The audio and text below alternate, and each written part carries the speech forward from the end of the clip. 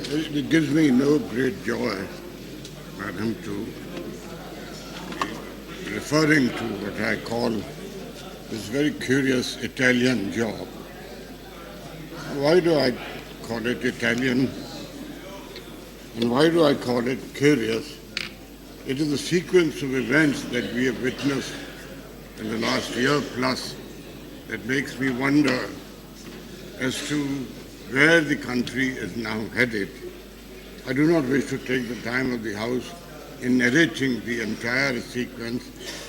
There are certain facts which are overriding. A crime is committed. It is a crime, madam. A crime is committed against Indian citizens in Indian waters, and it is indisputable. The Supreme Court of the country having declared that the waters were not international, they were Indian waters in which two Italian marines killed Kerala fishermen on grounds of suspicion that they might be pirates. I'm sure it's not a false assertion to say that Italian waters, Indian waters, particularly our coastal waters, are not infested by piracy. And therefore, for those Italian marines who were not on an Italian flagship, they were on a freighter, to have killed our fishermen is a matter that should really have concerned the entire nation.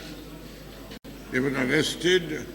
For a year they are there, and in a very strange and a curious fashion again, madam, they are granted a kind of a parole because it is Christmas and New Year, and that parole is to permit them to go home to observe celebrations of Christmas at home. This is very unusual and very strange treatment,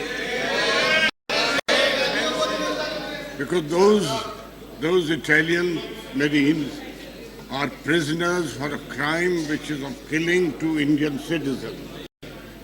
Why this treatment to the Italian marine?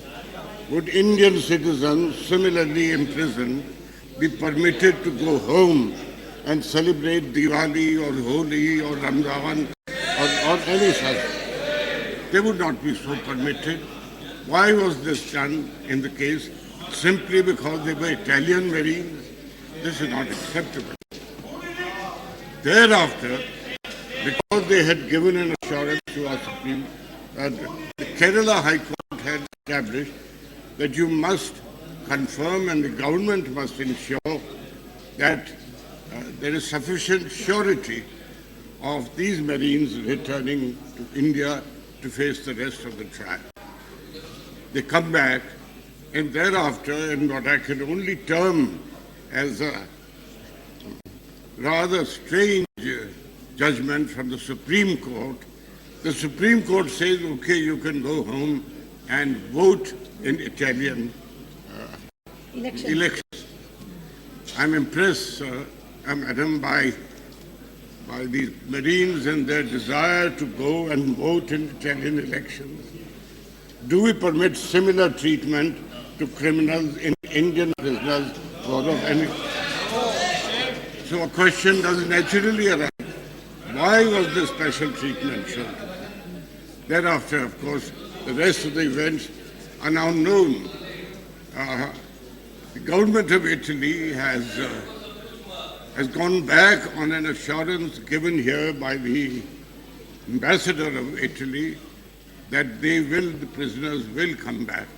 The Supreme Court had said they shouldn't, for this entire duration, be under the custody of the government of Italy, and it's their responsibility. The ambassador is bound by what he has given as a commitment to the court. I am constrained, madam, to point out that we seem to be India. As India, we seem to be making a habit of letting criminals go out of the country. That is, of course, the example, the infamous example of Bhopal and Anderson. Thereafter,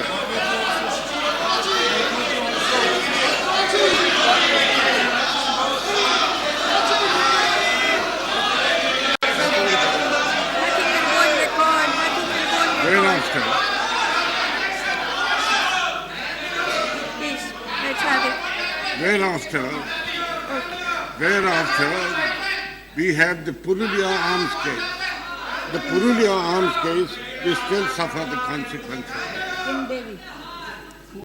There is after that, of course, the infamous matter of an Italian called Quattrochi, in whose escape from Delhi, the CBI is complicit.